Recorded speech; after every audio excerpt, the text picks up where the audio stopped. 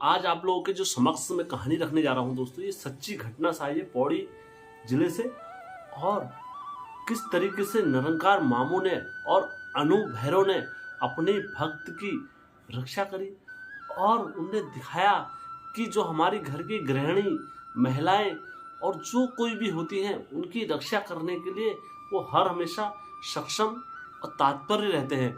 बस आप अपने निष्ठा मार्ग और कर्म पर होने चाहिए दोस्तों, तभी जाके उनकी कृपा दृष्टि और दया आप पर पड़ेगी। दोस्तों हमेशा की तरह वीडियो में आगे बढ़ने से पहले मेरे चैनल का इंट्रो।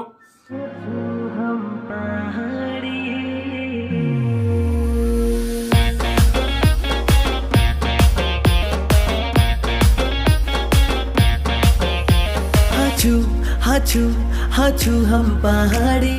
जय वीरकारा बजरंगी, हर हर हर हर हर हर हर हर महादेव। आप सभी के परिवार के ऊपर महादेव की कृपा और बजरंग बली का आशीर्वाद हमेशा बने रहने चाहिए। दोस्तों कहानी में आगे बढ़ने से पहले हमेशा की तरह मैं आप लोगों से अनुग्रह करना चाहूँगा, यदि आप लोगों के पास भी कोई सच्ची घटना या कोई कहानी या देवी देवताओं ने कहीं पर भी आपके घर का इंसाफ करा हो, दानी दानी का विचार करा हो, तो दोस्तों आपके पास भी कोई ऐसी सत्य घटना है तो आप मेरे चैनल के साथ साझा कर सकते हैं। और यकीन मानो दोस्तों, मैं उस घटना को सत्य घटना मान के ही अपलोड करता हूं हमेशा। और उत्तराखंड की सच्ची घटनाओं में एक कदम आप भी मेरे साथ आकर मिला सकते हो दोस्तों। तो दोस्तों यदि आज आप पहली बार मेरे चैनल पर आए हो या गलती से आपका बटन दब गया हो या गलती से मेरा वीडियो खुल गया हो, तो दोस्तों एक सेकंड रुक जाओ, आप ये वीडियो पूरा देखो। उसके बाद लगे कि आपको हाँ यार हेमचू पहाड़ी चैनल एक अच्छा चैनल है, उत्तराखंड की पहल को आगे बढ़ाने का एक अच्छा माध्यम है, तो आप मेरे चैनल के साथ सब्सक्राइब कर सकते हो और लोगों के साथ शेयर कर सकते हो। जन जन में आप जहाँ जहाँ हो सकते हो, जो उत्तराखंड की चीज़ों का मजाक बना रहे हो, आप उनके साथ ये कहानी मेरी भेज सकते हो। तो दोस्तों कहानी पे आगे बढ़ते हैं। ये कहानी दी है मुझे रावत जी ने दी है, मैं पहले उनका धन्यवाद करना चाहूँगा कोटि कोटि। दोस्तों ये जो कहानी है पौड़ी गढ़वाल से एक गांव है जिसका नाम है कठोर गांव। तो वहाँ दो बहनें रहा करती थी जिनका नाम गीता और विनीता रख देते हैं। गीता जो थी बड़ी थी और विनीता जो थी छोटी थी।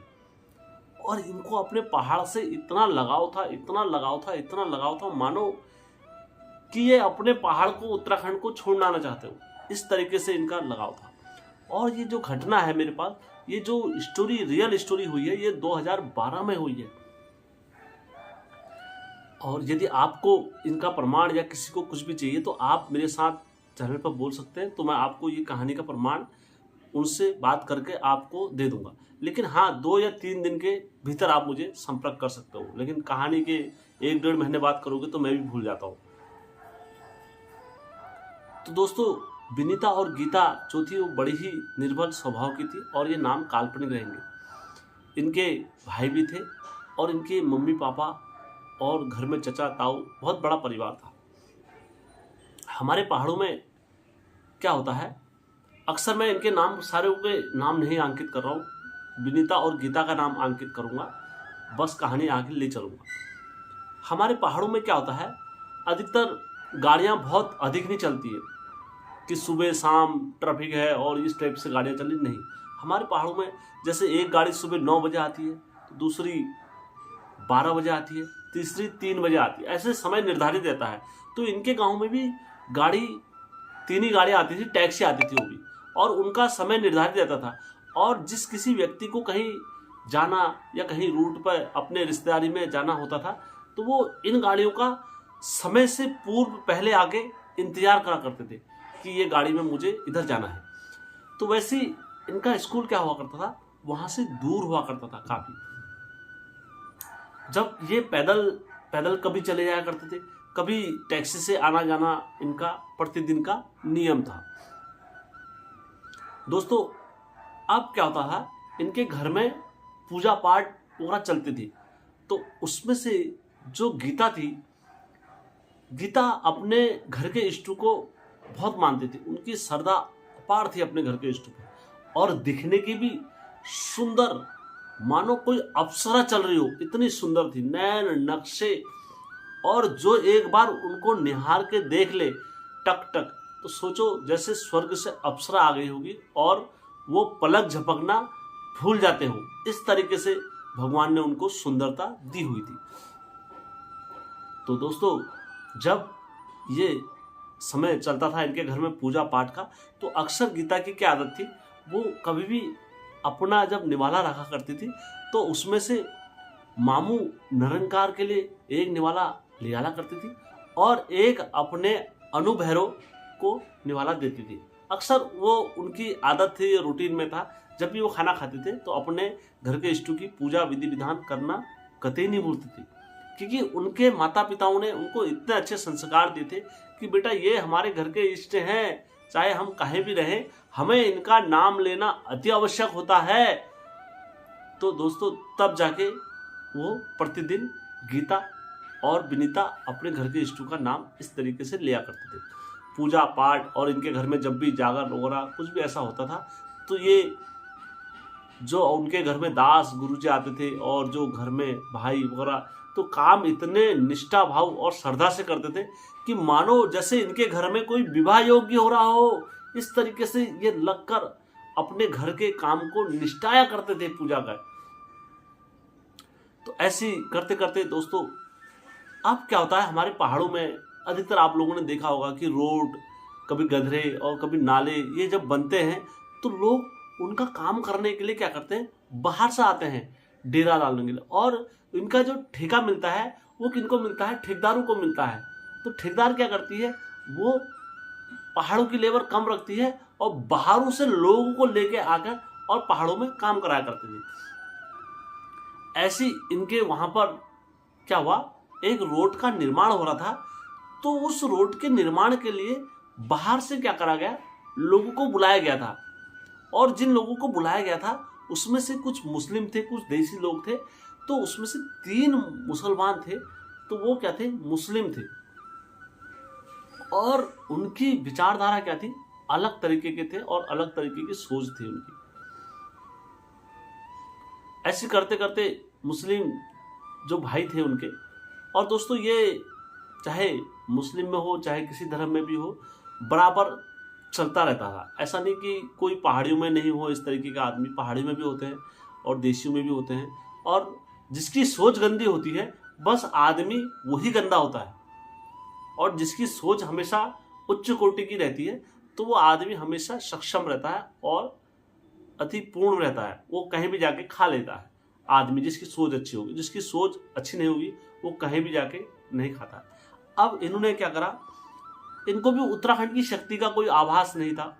और ये अपने, होता ही है, मैं अपने धर्म को मानता हूँ तो मैं किसी और धर्म को नहीं मानता हूँ, तो वैसे ये अपने धर्म को माना करते थे।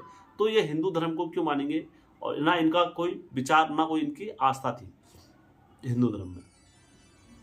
तो लड़कियां डेली विनीता और गीता उस मार्ग से आया जाया करती थी। तो ये अधिकतर 3 जो लड़के थे ये उनको छेड़ा करते थे। एक दिन तो हद ही कर दी, ये उनके घर तक उनके साथ छोड़ने चले गए। तो विनीता और गीता ने इनको कितना फटकारा, कितना वो करा, ये नहीं माने। और हद तभी कर दी इनने कि ये उनके पीछे हाथ धो के ही पड़ गए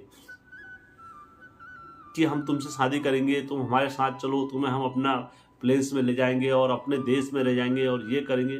और दोस्तों, अधिकतर क्या होता है, जब भी हमारे पहाड़ में कोई नीचे से काम करने वाला या लेबर या कोई क्रेश जेसीबी चलाने वाले कोई भी अगर ये ऊपर जाते हैं तो अपना आप को इतना बढ़ चढ़ के दिखाते हैं, मानो इतना बढ़ चढ़ के दिखाते हैं कि ना जाने इनके पास कितना अरबों खरबों की संपत्ति हो।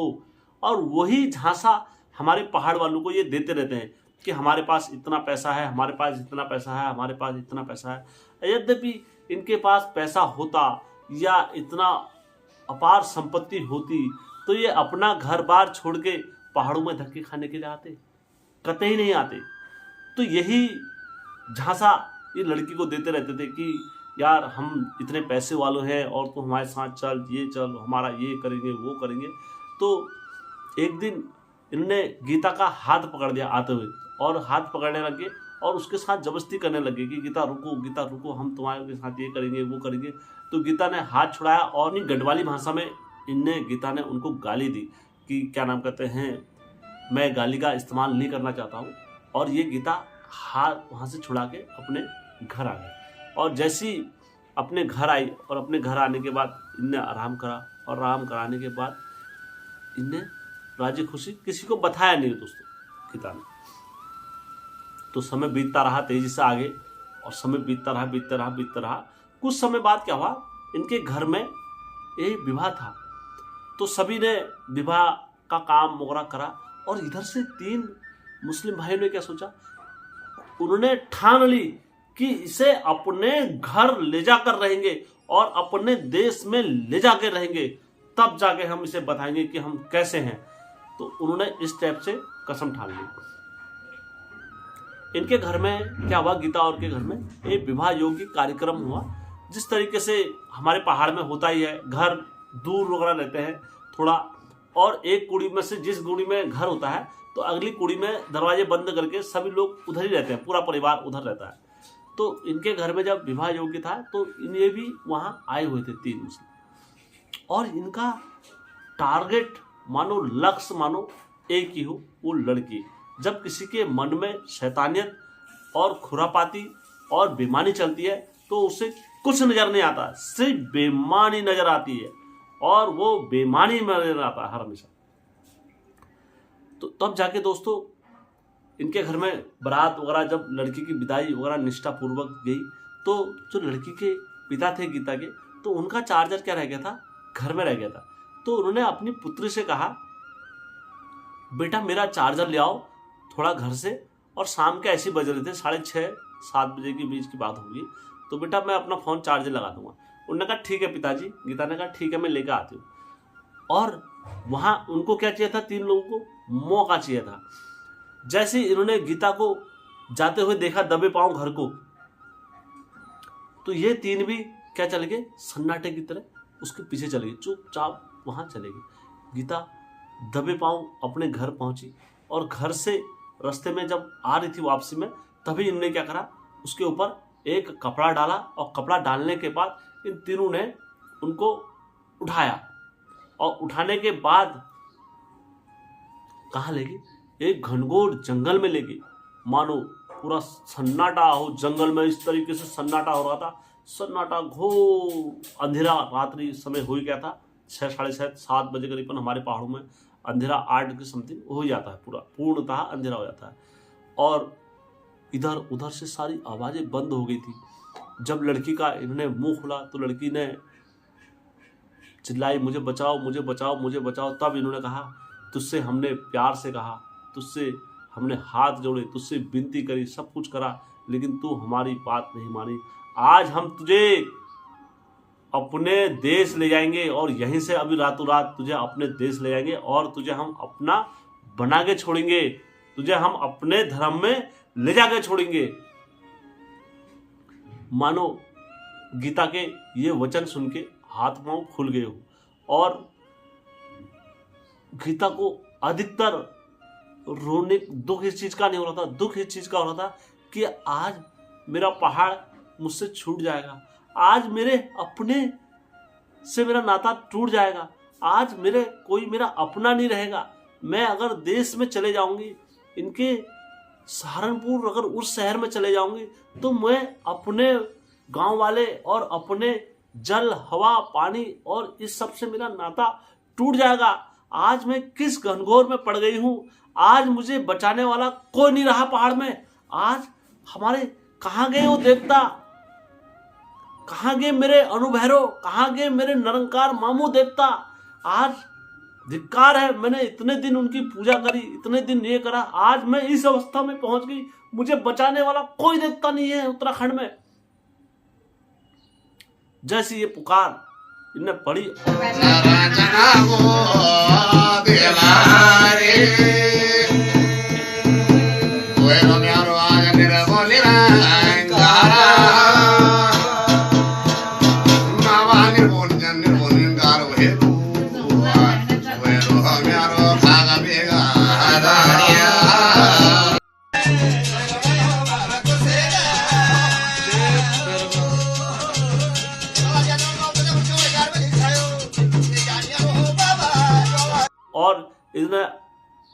मनी मन अपनी हार स्वीकार कर ही ली थी, तो अचानक कहां से एक धुआं टाइप का उठा उधर ही से। और जो धुआं टाइप का उठा दोस्तों, तो उसमें से क्या होते हैं, एक जटाधारी और हाथ में तिमुर का लट्ठा पकड़े हुए और भयंकर भयंकर जटाएं विकराल मानो हवा चली वहां से, और दो जोगी वहां प्रकट हो गए दोस्तों। और उन दोनों का रूप इतना भयंकर था, एक के आंखें देखना मानो काली आंखें और भयंकर तेज इनकी आंखों से झलक रहा था, और दूसरे शांत स्वभाव और जटाएं और मानो जैसे उनके माथे पर चंद्र झलक रहा हो। इस तरीके से व्याख्या करी है इनने, मैं अपने मन से नहीं बोल रहा हूं। तो वो कदम उनकी ओर को बढ़े जब, तो वो तेज देखकर जो 3 मुसलमान थे भाई, वो क्या हो गए, वो पागल हो गए। और पागल हो गए, वहां पर लड़की को छोड़ के उसी अवस्था में वो क्या करे, वहां से भागकर चले गए दोस्तों। और उनका पता नहीं चला वो कहाँ गए, क्यों गए, किस लिए गए, कोई पता नहीं चला। और लड़की क्या हो गई, वो तेज को देखकर बेहोश हो गई। और दोस्तों क्योंकि वो तेज को देख पाना हर किसी के बस में और मन में नहीं होता है कि हम उनको देख लें एक बार टक टक निहार के। तो उसके बाद इनके घर में जब रात्रि के 10-11 बज गए, सबके मन में हलचल हो गई कि लड़की कहाँ गई, गीता कहाँ गई, गीता कहाँ गई। उन्हें तिल देखे, उन्हें तिल देखे, उन्हें तिल देखे। तो अचानक जो जोगी इनकी धेली पे पहुंचे और उन्होंने कहा, आपकी लड़की यहाँ पर बेहोश पड़ी है, आप जाकर देख लो। तो इनने जोगियों को कहा, आप कौन हो जोगी? तो जोगी ने कहा, आदेश आदेश आदेश आदेश, हमारी आदेश की बाड़ी है और आदेश ही है हमारा चलता है, और हमें विदा दो, और तुम्हारी लड़की सही सलामत वहां पड़ी हुई है, जाओ उठा के देखो। तो ये सब जने जाके देखते हैं और जंगल में लड़की बेहोश पड़ी होती है। और जब लड़की को घर लेकर आते हैं और वो पानी हानी छिड़कते हैं, तो छिड़कने के बाद तो दोस्तों विवाह के पश्चात जो रूल्स होते हैं हमारे पहाड़ों में इधर उधर, कभी 6 महीने कहीं कहीं होते हैं, 6 महीने बाद जागर लगती है, या कहीं विवाह होने से पहले जागर लगती है, जो अपने अपनी राह रीति होती है। तो उसके बाद जब इनने घर में अपनी यात्रा और जागर संपूर्ण लगाई, तो उसमें बताया अनुभैरव ने और निरंकार मामू ने बताया कि ध्यानी, हम तेरे पास हमेशा तेरी रक्षा के लिए तात्पर्य है, और कभी तो अपने आप को अकेले मत समझना। तूने इस भाव से और इस तरीके से अपने मामू और अपने अनुभैरव को बुलाया कि मैं अपने आप को रोक नहीं पाया रे। तब जाके पूरी जागर में सबने बोला, मामू निरंकार का जयकारा लगाया और अनुभैरव का जयकारा लगाया। बोलो सच्चे दरबार की जय। इस तरीके से सेवा भाव मिलेगा। तो दोस्तों ये सत्य घटना है और इसमें कहीं भी कुछ भी असत्य नहीं मिलाया गया है। तो आप ऐसी सत्य घटना देखने के लिए मेरे चैनल पर सब्सक्राइब और लाइक जरूर कर सकते हो।